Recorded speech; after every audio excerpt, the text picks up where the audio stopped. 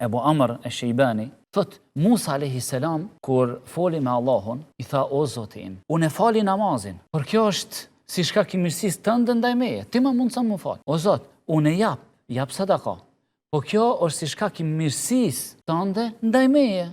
Se mos me më dhanë ti, mos me ma mundësu unë që me dhanë, se ka plot njerëz cilët ju ka dhanë Allahu pasuri, po se mundëson për me dhanë, thot vetë që më ke dhanë, dhe mundësien që kam une për me dhanë për hir tënde, kjo është begati nga ti.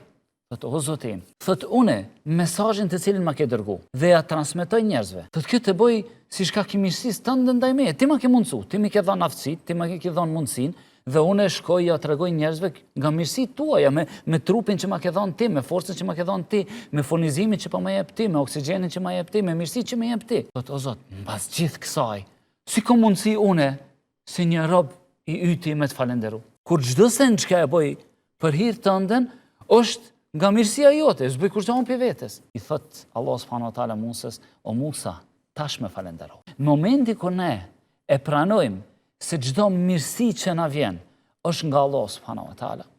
Nuk është nga vetja jonë, sikur se ka pretendu Karuni për shembull, ose Firauni, fuqia është e jemja, pasuria është e jemja, unë jam ai që e kam arritë kështu me radh.